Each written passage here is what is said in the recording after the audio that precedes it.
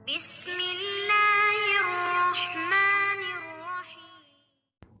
السلام علیکم ورحمۃ اللہ۔ امید کرتا ہوں آپ حضرات خیر و عافیت سے ہوں گے۔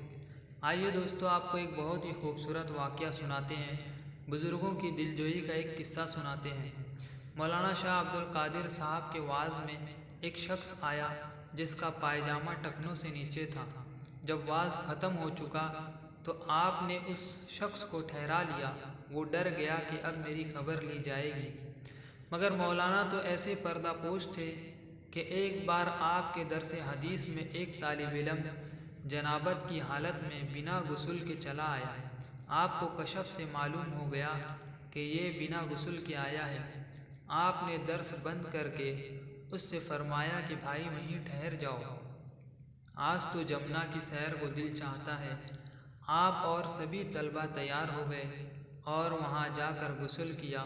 اس نے بھی غسل کیا، پھر فرمایا لاؤ کچھ پڑھا لوں، ناگا کیوں کیا جائے، تم مولانا کسی کی کیا خبر لیتے۔ چنانچہ اس شخص کو ٹھہرا کر فرمایا کہ بھائی مجھ میں ایک عیب ہے کہ میرا پائجامہ ٹخنوں سے نیچے لٹک جاتا ہے، اور حدیث میں آیا ہے کہ جو شخص ٹخنوں سے نیچے پائجامہ پہنے گا وہ جہنم میں جلے گا۔ تو میں ڈرتا ہوں کہ کہیں میں اس عذاب میں گرفتار نہ ہو جاؤں۔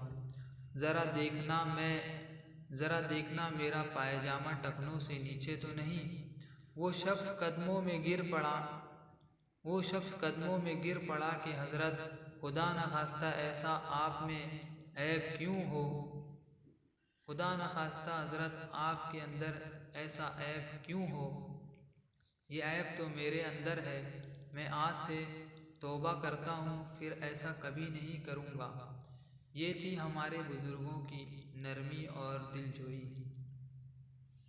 دوستو، یہ واقعے سے ہمیں یہی پتہ چلتا ہے کہ دلجوئی کیسے کرنا چاہیے، اور کسی کو سمجھائیں تو اس طرح ہمیں سمجھانا چاہیے اور خود بھی عمل کرنا چاہیے۔ بہت بہت شکریہ۔ خدا حافظ۔